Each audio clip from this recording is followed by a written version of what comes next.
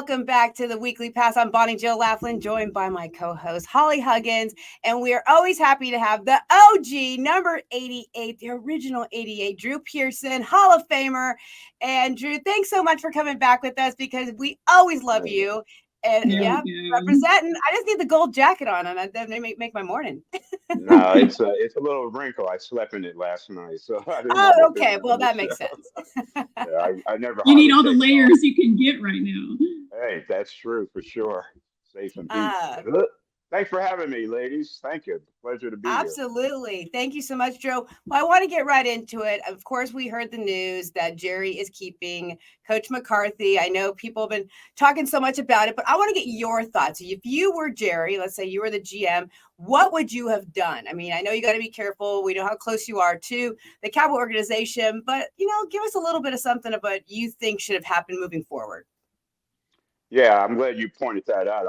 I am very close to the Cowboy organization. You cut me, I believe Cowboy blue all over you. So, but anyway, I think Mr. Jones did uh, made the right decision in this case, keeping Mike McCarthy. We're not that far away. I know it's disappointing, and 2 years in a row to get to where we got and lose the way we did in both of those playoff games at home. It's very disappointing, no doubt. But we're not in a position to blow this thing up. Okay, Okay. uh, let's ride Mike McCarthy and identify what the problem is. Why do we have that success in a regular season, and what happens when we get to the playoffs? What are Mm-hmm. we missing? Let's Yeah. identify that. I think that's a better solution or answer to the problem than going out and getting Belichick. Belichick's a band-aid, all right? The guy's older than me, and I'm pretty old, okay? He don't even need to be coach. He needs to retire. The game, he had his time. The game has kind Mm-hmm. of passed him by. A lot of Right. times these coaches, when they stay long enough, the game will pass them by. With all due Mm-hmm. respect, it happened to Tom Landry, okay? Yeah. He stayed a little too long, 29 Yeah. years, and the game kind of passed him by. The way they let him go should have been a little better, but it does happen. But anyway, Belichick, no, I think they did the right thing in keeping McCarthy and finding out the best way to overcome what is the problem. Is it Yeah, an that was my next question, Drew. experience? What is the problem? Well, ladies, I'm not in the locker room, so I don't know how they prepare when they get in this situation as far as their studying the game plans and that type of Mhm. preparation. I don't know what their mindset might be going through that week leading up to a playoff game. But all I could see is what I see when they step on the field on game day. And what I've seen in those last two playoff appearances against San Francisco and here against Green Bay is that it's not the game plan or anything like that. It's the emotional level. You got to rise your intensity level, your emotional level when you're in the playoffs. Okay, it's totally different. It's totally different. If you don't realize that, and everything has to lead up to that game day as far as your emotional level. You just can't step on the field on Sunday Mhm. and say, or Monday, whatever they play that playoff game, and say, I'm ready to go. It has to build up. Crescendo has to build up through the week. And we Right. used to get all excited. We'd come in on Wednesday and all excited because it's offensive day. Can't wait to get that game plan. Go out Yeah. on the field and execute that in practice. And then here comes Thursday. It's defensive day. You're excited. And then you start building. That excitement's built. And then by Sunday, you're ready to go. I mean, you're ready to explode.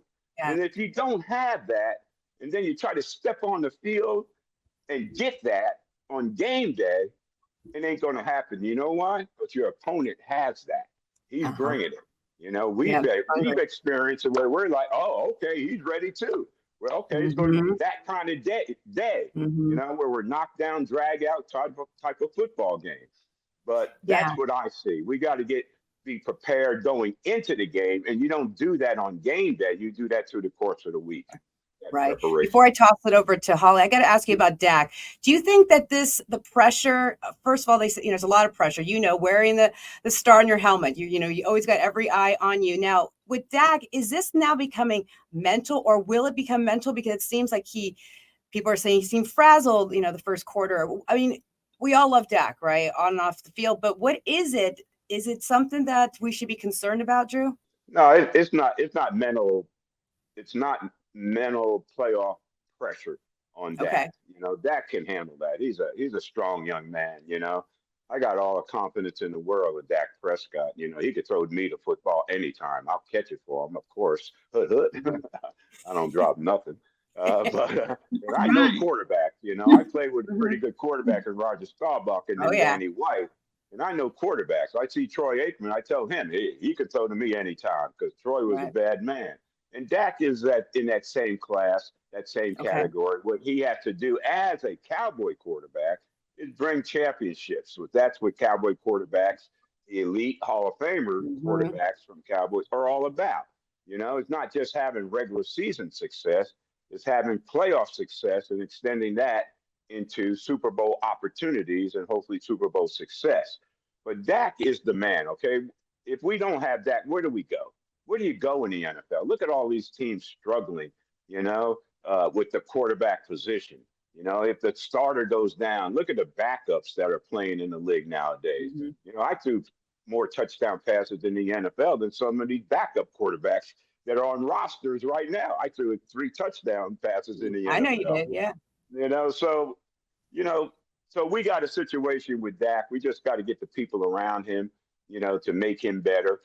If we change the head coaching situation, that means we would have to change the coordinator situation. That would be a new coordinator for Dak to learn terminology and offense from somebody else. And that's a negative. That's not just Dak, but the whole offense. Let's keep the continuity going. And then, ladies, you have to look at the rest of the NFC East, okay? The Redskins are looking for a new coach. They're starting over.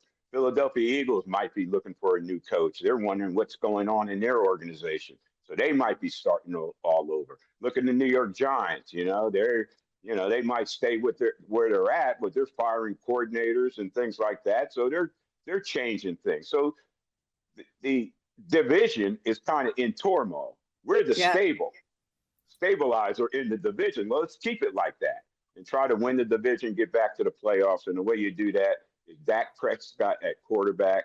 But lady, I keep saying guys, but ladies. We're fine. We're guys, lady. We're good. We're like one of the boys. We're one of the boys. Yeah, we're talking that sports. We got to go there. But what we need to do to help Dak in that offense is get a running back. We need a strong, tough, powerful, pounded in there running back, game-breaking running back, all in the same package. And, we kind of had that with Zeke. Emmitt Smith was that way, Tony Dorsett. We need that kind of back in our offense that can help the offense and give us a little more variety in what we do, where defense can't stack up on Dak in the passing game, which they did later in the season because our running game wasn't that effective. Yeah, but hopefully we can get Dak, get that monkey off his back. Holly, go ahead. So I want to continue with this Dak conversation. I mean, there's no doubt he's a great regular season quarterback, and I hear lots of parallels to the Tony Romo situation with, Romo 2-4 in playoff attempts, Dak 2-5.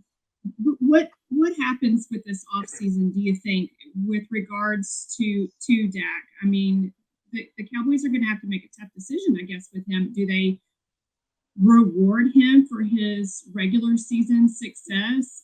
We've got, cap stuff to think about. And do we do a contract extension here? Or where do the Cowboys go with this? What are your thoughts on where they're headed with this? Well, whatever the situation is, they got to work it out.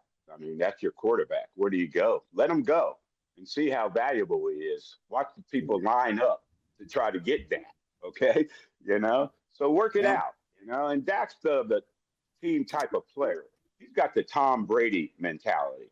All right, what I mean by that, Brady took less money so that the team could be successful. They can spread that money around to other guys, and that's how Belichick was able to do it. Because the quarterback wasn't counting that much money like other teams against the salary cap. And Brady was that. He was that team type of guy. And I think Dak is the same way. he's already made $49 million this year. My goodness, I think I could take a cut in salary and still be okay, but not just take a cut in salary. Nobody wants to take that, but extend it, so that we can have more room under the salary cap and bring the players in that we might need, to help us have success out there on the football field. So Dak, I'm sure whatever the Cowboys want to do, Dak will do it. Whatever Dak's making as the quarterback of the Dallas Cowboys, he might be making that and much more off the field as quarterback of the Dallas Cowboys. Here's a little secret for you. Our salaries were kept down because Roger Staubach's salary was down, base salary with the Cowboys. Roger was the type of person that, because he was making so much money off the field as a quarterback of the Cowboys, he combined it together. So when I would go into Gil Brandt to try to get a raise, they say, you think you should be making more than Roger Staubach? I'd say Roger's not making that, but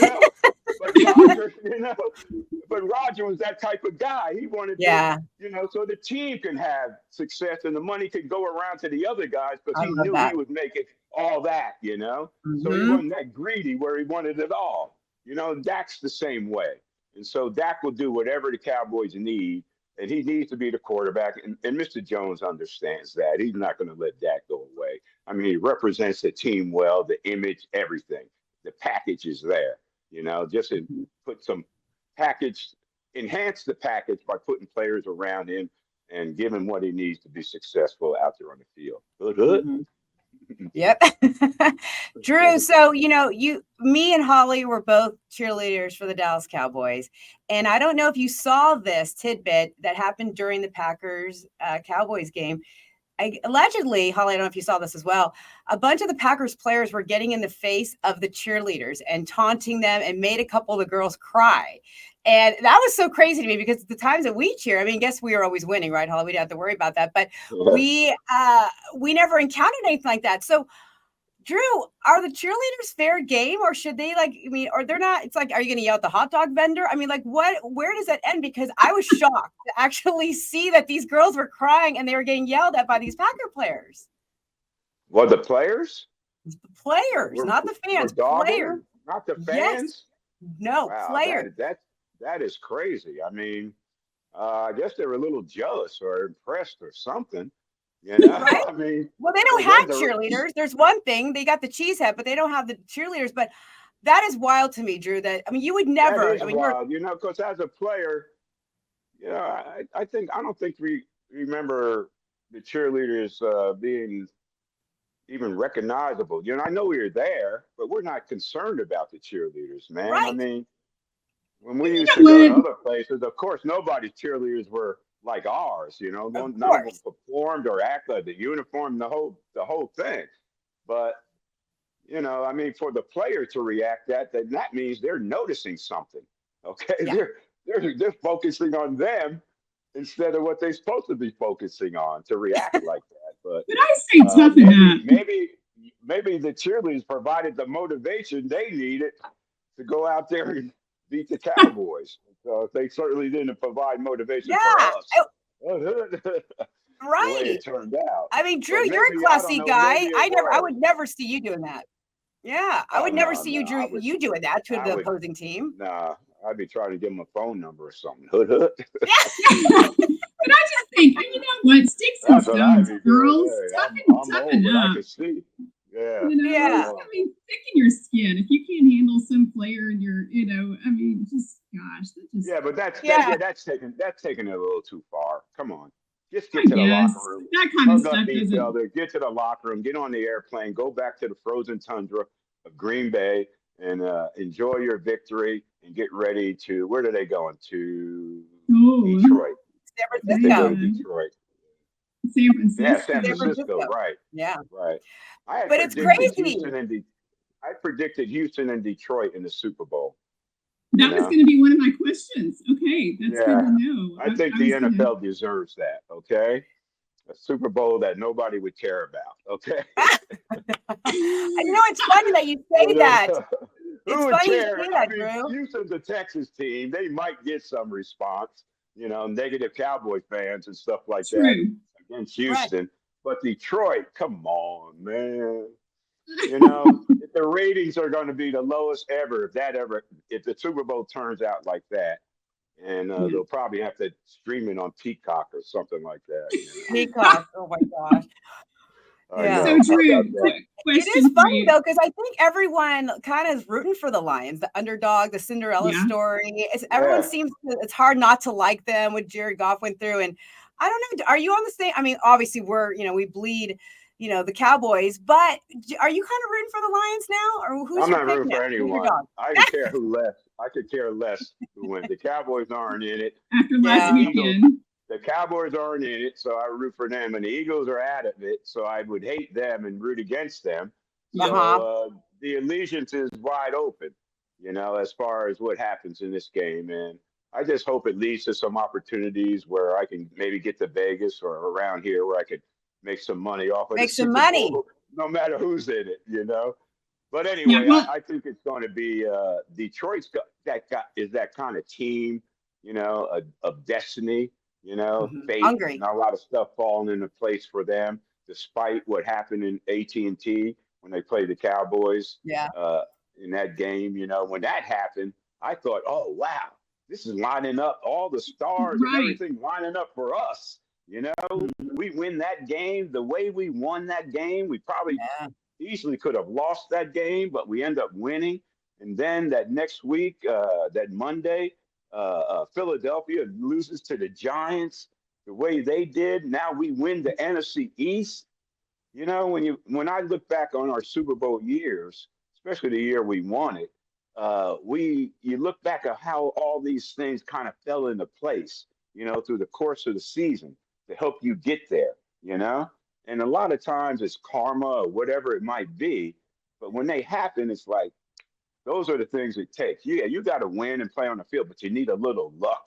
A little luck, That kind of thing along the way to help you get there. So that's why I thought after that Detroit game, and then, we would have that luck. And then with Philly losing and then end up as the winner of the NFC East. Wow. I thought, with 2 home games potentially for the playoffs, I thought this would be it. But it didn't turn out that way. But, you ladies, we talk about in sports, we get in that locker room, we always say, well, there's always next year, because you can't dwell on that. You got to learn from it.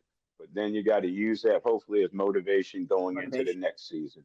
But you got to strap it on again, no matter what, win or lose. So hopefully when we strap it on again, we'll be ready to go this time around. Yeah, absolutely. So quick question for you. This Chiefs game last weekend, it was 13 below, something like that. I mean, 15 fans or so ended up in the hospital, and they're talking about some of the players had frostbite. And Drew, take me back. What's one of the coldest games that you played in, and tell me what that was like. Wow, the coldest game I played in as a professional was actually the week before the Hail Mary game, where we played the Minnesota Vikings in Minnesota. We played the New York Jets in the final game of the regular season in Shea Stadium in New York in December. And it's cold, but, maybe 10, 15 degrees, 20 degrees. But the chill factor was what it was all about. Yeah. Okay? The chill factor is what got us, because the wind, the breeze coming off the ocean, the Hudson Bay, and all that. I mean, it was just swirling, and it was a nothing game for us. We had already clinched the playoffs as a wild card team. Coach Landry decided to sit Roger. Danny White started at quarterback, and we just tried to get through that game. We ended up winning like 14-7 or something like that. It was Joe Namath's last game as a New York Jet. Okay. Yeah, we sent him into retirement. And every one of those hits hurts twice as bad when you're that cold, and your hands are like bricks. That type of cold is different, okay? Because it's bone chilling type cold. Now we went to Minnesota next week. The next week it was 28 degrees, but it was still, there was no wind. It had snowed the night before. Usually when it snows after that, it starts to warm up a little. so it wasn't bad, and we were able to get through that. But in New York, we could wear gloves, whatever we needed to stay warm as the visiting team. But when we went to the Minnesota, because it's the playoffs, the home team had the choice whether to have heaters or not on the sideline.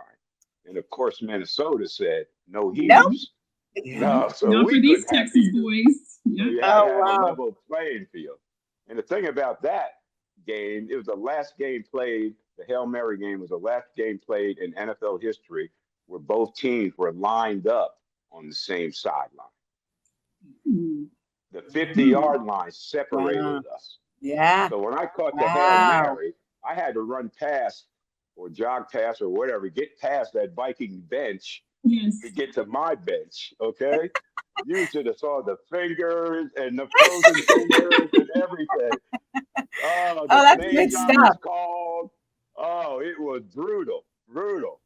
That's But great. that was the last game in NFL history. They call it the frozen tundra of Yeah. Metropolitan Stadium. And Yeah. it was frozen, but it wasn't cold as that day. But Buffalo, doesn't Kansas City have to go to Buffalo for this game coming up? Yep. Yep. Yes. And the Yep.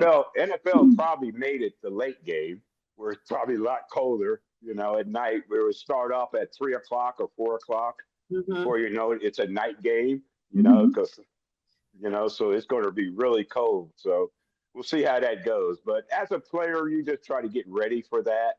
And once the Mhm. game gets going, you're not worried about Yeah, you're the weather, adrenaline. the chill. You'll try to hope it's a problem for them and Right. not be a problem for Not for you. us, because we Right. can deal with it. Even though we from Texas, we can come out that warm weather into the cold. My blood's Winter, not especially thick when you enough. got a wide receiver from New Jersey. I grew up in New Yeah. Jersey. So Yeah. That's right. That's right. I used to shovel snow for a living for lunch money. Lunch money. Yeah. Drew, staying with the Chiefs, I want to ask you about a distraction over at the Chiefs. So there's a girl named Taylor Swift, and I'm sure you heard about her. Now, do you think as the Chiefs get deeper in the playoffs, is she going to be a distraction? And was there any girlfriend or wife that was bigger than any of your players at the time, or maybe just not even on your team, anywhere else? Because this Taylor Swift has kind of taken over the NFL. It's crazy. No, she really has, and it's become a big story and all this. And Mhm. I was just going through my phone and looking all these on a sports app, and Mhm. everything. Kelsey, either Jason or Travis, one Uh-huh. talking about retiring, one talking about marriage and all this kind of stuff. And, I said, okay, I mean, it's nice. I don't blame him, give him props. Go on, Travis, go for it. But, it can't be a distraction, so I think the Chiefs are smart enough not to let it be that. But as far as we were concerned, our biggest distraction that I ever played with coming through like that and a celebrity thing and Mhm. getting publicity was Thomas Hollywood Henderson when he Yeah. started becoming Hollywood. Yeah. And, Hollywood, yeah. Time Magazine, he's on the cover of Time Magazine and Sports Illustrated. And he went from Thomas Henderson to Hollywood. And all the reporters and everybody wanted to know about Hollywood and this and that. And Hollywood played up to it, and he did that under the discipline of Tom Landry. I mean, Yeah. he was getting away with stuff that Landry would never put up with. And that's why it got to the point where Landry couldn't put up or didn't put up with it. Hollywood had Preston Pearson was doing a promotion with a rally flag with #1 on it and all Mhm. this. He had a deal with a local convenience store to promote it. And we were losing to the Washington Redskins in a playoff game up in RFK. And Hollywood's on the sideline with this rally tag tucked in his pants, and we're losing. He's pointing like to #1 there, and Coach Landry heard about that this was going on the sideline while we were losing this football game. So Yeah. we get on a plane after the game. We're all dejected and everything. Coach Landry calls Thomas to the front of the plane and cut him right there on the airplane before we landed in Dallas. Because of his plane, he became a celebrity, and the celebrity became more than the player. Mhm. And that's when he had to go. But Travis Kelce's he's a smart guy. He don't want to blow none of this. Okay, he don't want to blow it with Taylor. He don't want to blow it with his teammates. He don't want to blow it with his mom. So he's going to do the right thing. Are you a Taylor Swift fan, Drew? Are you a Swiftie? Do you listen to her music? I'm a Bruno Mars fan. Oh, okay. So you're not a Swiftie. That's what the Cowboys used to do. That's what they need to go to Lil Wayne and Bruno Mars, the Mirror on the Wall. They need to pick up that song and listen to it. Okay, here we are again. All right, right. You know what I'm talking about? Right. Oh, I know. I don't know about Taylor, but I know a little bit about Bruno Mars. Yes. I love it. And I'm gonna keep the door open. Drew, we're gonna have one more for you. And it's speaking of musical artists, Post Malone. He's in the Club 88 group chat. I want to be in the group chat. I mean, you've got CD, you've got Michael, you've got yourself, you've got Dez, and then there's Post. I mean, he has nothing to do with the 88. I mean, Hollie and I have more connection to the Cowboys than Post. Why can't we be in the group chat? I don't know. I don't think the guys would want to go for that, Oh God, me and Hollie, we're probably worse than you guys.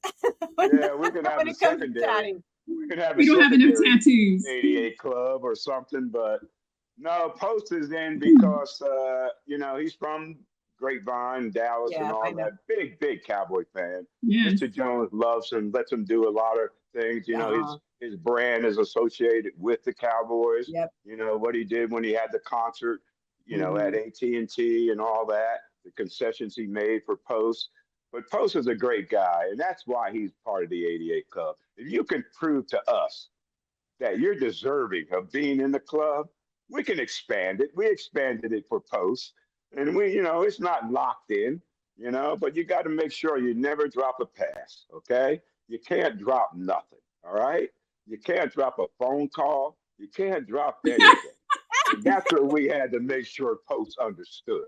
All right. Don't be going on stage and dropping a mic or none of that no more. We can't do that no more, And so, but Post is a great guy, and he just seems to fit in to what we're done and what we're doing with the 88 Club.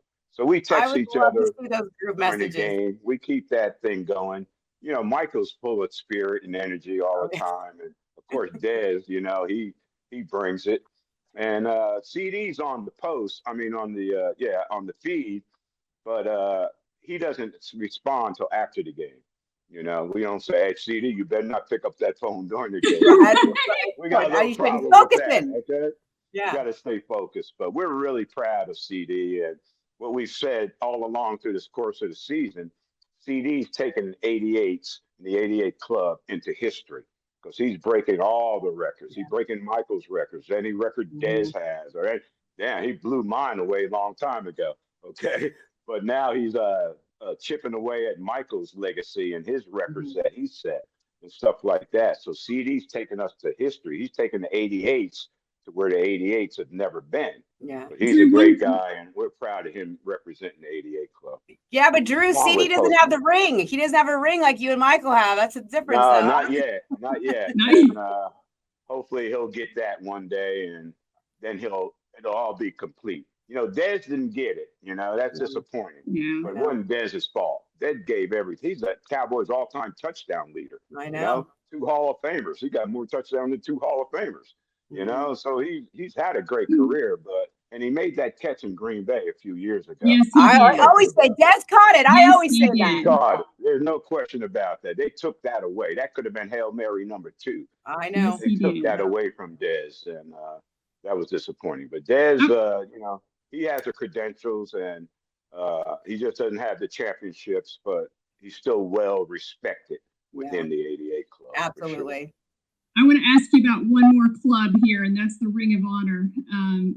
Jimmie Johnson got to join that club the other day, and what is your opinion on that? I mean, I personally think it was way overdue, and he's very deservedly belongs up there with everybody's name. What was it like to be down there for that moment?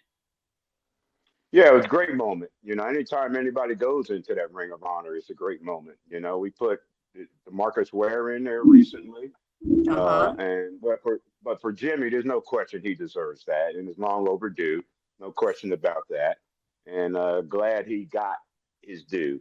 You know, when I talk to Jimmie Johnson, I feel like going to play football. You know, he's just a motivating kind of guy. You know, just a normal conversation. You just get all fired up. I love his halftime speech I last know weekend, by halftime. the way. Halftime makes you want to go through a wall. Him, you know? We got these old guys getting all fired up again. Bob Lilly and Roger getting all fired up listening to Jimmy. But you know, we're excited for him, and of course, all his guys are really were really excited for him, and they showed that emotion, and they showed it by representing and being there. You know, not just the guys that Ring of Honor got to be on that field, but the guys that are in the suite hanging out during the game, and you know, and that type of thing. But here's what I say: now that we got that taken care of, it's time for Mr. Jones to look back into history a little bit and get some of my guys, my group, the Yes. 80s and 70 Cowboys, up in that Ring of Honor. Yes. Okay? Harvey Yes. Martin, Too Tall Jones, you know, check Tony Hill's stats. Tony Hill's stats are better than mine. He gets no mention. His contributions to the Cowboy organization are immeasurable. We got other guys that are all pros and multi-year Pro Bowls. Harvey Martin's a defensive MVP, a Super Bowl MVP, a Pro Bowl. He's from South Oak Cliff. Okay, he's a homeboy. Yes. You know, get the homeboy up there. But anyway, now that he's gotten that taken care of, hopefully he'll look, you know, kind of like the Hall of Fame did when they did the Centennial class, where they put in 10 guys in at once. And that was done to make up for a lot of mistakes they thought they made in eliminating guys from their opportunity to get in. And it did. It helped a lot of guys get in that probably wouldn't have gotten in otherwise. Well, Mr. Jones needs to do the same thing, you know, with the Ring of Honor and look at that, evaluate that, and see if anybody, of his mind, I think he does a great job. It's like, look what he's done with the 88 Club. He selected Michael. He selected Dez. He selected CD. So let him keep doing that. He's doing a good job there. But let's see what he can do with the past guys with the Ring of Honor. And even Clint Murchison. Clint Murchison, the original owner of the Dallas Cowboys. Come on. If anybody deserves a statue in front of AT&T, it's Clint Murchison. I agree. None of us are here. Drew Pearson's not here. Roger's not here. No one's here as a Dallas Cowboy. We might have played in the NFL, but, you know, Mr. Murchison did what he had to do to get the Cowboys into the league. So anyway, don't get me started. And he's forgotten. People always forget about him. You're so right. And it's a shame because even in the Hall of Fame, he should be in the Hall of Fame. Look at the contributors. Look at the guys he hired that are Hall of Famers. Coach Landry, Tex Ram, Gil Brandt. They're Hall of Famers. He hired them. And he's the one who did it. Yeah. Duh. Yeah. Gotta start. They're right there. And then he's won championships. He's won Super Bowls. So anyway, I can get on that soapbox and preach that for. I like it. I like it. You know, he wrote a book. The Murchison family wrote a book, the Hole in the Roof, talking about his dad and the journey it took to get the Cowboys and all that kind of stuff. And they graced me with the opportunity and blessed me with the opportunity to write the foreword to that book. And that's pretty special. Go get it on your Amazon. Yeah, I'm gonna check that out. I do. But it's a great book. Just tell the story of how he wanted this. It was the first stadium built in the NFL solely just for football. First stadium built with the suites. It added a whole nother revenue revenue stream to NFL owners. You know how they share equally in everything, and that expanded that. You know their income and stuff like that. And then other teams, other league stadiums started building. And what do? They don't build them without the suites, do they? That's right. You know, because that's a revenue suite. But Clint Murchison was the one that pioneered, you know, all that. So, but anyway, I'm just glad Jimmy got in. There's no question he deserves it, man. What a great guy. We were so happy. Like I said, we just have a conversation. I get ready to play football. I agree. I never played football, and I'll go through a wall for Jimmy. How about them Cowboys? Coach Landry wasn't that kind of guy. You know, we had to get ourselves up. You know, Coach Landry's on the board telling us our assignments and stuff like that. And that gave us confidence through that kind of preparation. But Jimmy's the kind of guy with the halftime speech, the locker room speech, and the guy. Maybe he should talk to the team before they play their next playoff game. I Jimmie agree. Johnson and I Michael in agree. the locker room to talk to these guys. They'll come out of that locker room ready to go. That's right. A lot of fire under him. Yep. Absolutely. Well, thank you so much, Drew. When you expand the club, the 88, Hollie and I would like to be new members because we talk shit. We're like one of the boys. I think you would like some of our insight on things, Drew. So just, open mind. Well, I'll bring it up to the group, okay? Yeah, you pass that by them. Let us know. It's up for discussion, that's for sure. Up for discussion. Okay, perfect. There you go. All right, thanks, Drew. Hopefully we see you in Vegas. Let me know if you end up in Vegas for Super Bowl because we'll be there. I sure will. Okay. Thanks for having me, ladies. I appreciate it. And, Thanks for your time. Thanks, Drew. the conversation. Thank you. You're awesome as always.